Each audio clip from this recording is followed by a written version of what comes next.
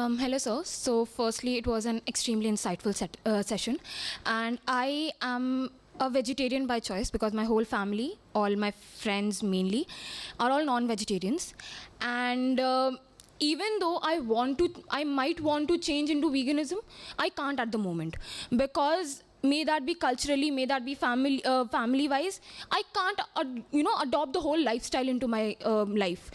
But at the same time, I do want to help into the cause. I want to help into it.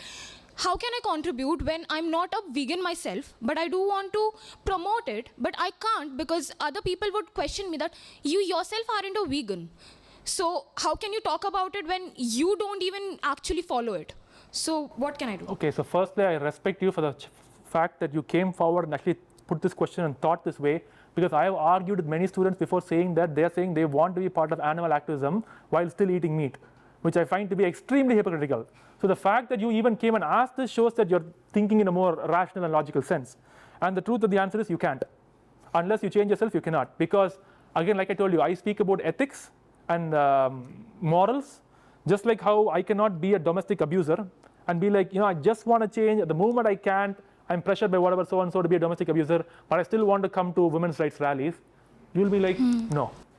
So similarly, you have to change yourself first. And you said you have certain difficulties from a family and cultural perspective.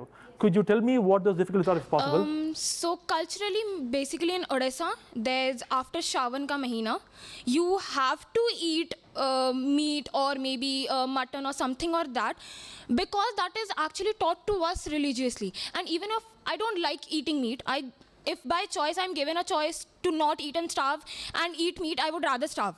And I have done that. But then at the same time, I can't, when it's forced to me culturally, I can't say no to it because that's a ritual.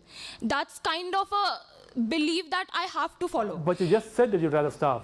Yes, and I do, but then in that maybe taste ke liye khana padta hai. I'm from Tamil Nadu, no Hindi, in English, okay. Please. So for the taste matter, you have to you have taken part in the ritual, but I don't want to.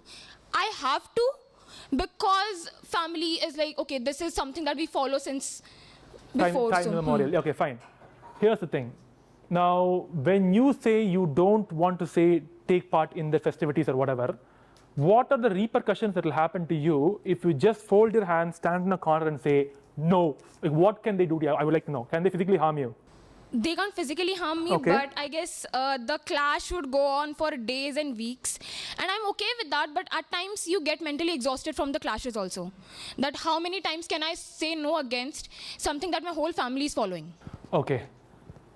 We humans, unfortunately, we have this problem where our umbilical cord is cut off after birth, but actually it's not cut off. It's there till we die, and we just passively accept no matter what our family does because they are family.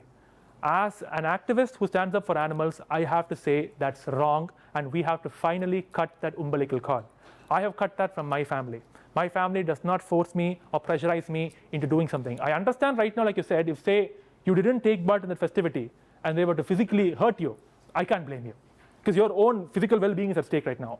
But if that's not happening, and the worst thing is a fight with them, then that fight must occur instead of me now supporting suffocating that fish or killing or bludgeoning that fish.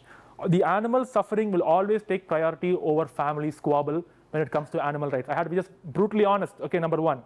Second thing is, yes, you are being pressured. Then you have to start being the activist, like you said, who stands up and creates a difference in your culture by saying no. If this is my culture and in certain parts there is violence towards animals, I don't want to be a part of my culture in those parts.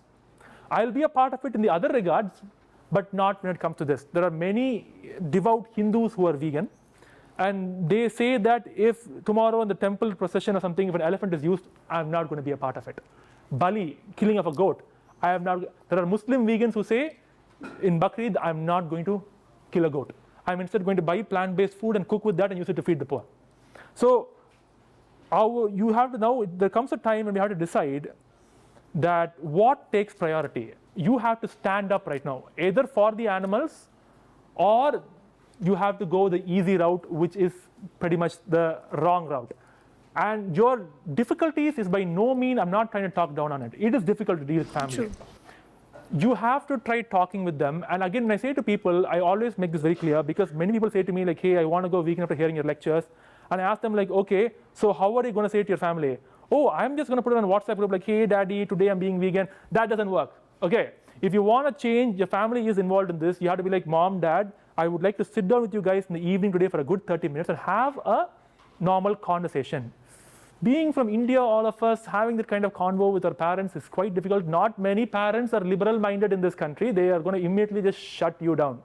But I would say try that. If they don't agree, fight for your own right also to not be forced to do this, and don't take part in it. That's all I can say. You have to make it. See, there comes a time where you have to decide, am I taking the road less traveled by, or am I taking the road traveled by everybody is still being wrong? And you have to take the road less traveled by. And it's only after you make the difficult choice and you change, you too can start voicing out for these animals. Thank you so much, sir. Thank you so much.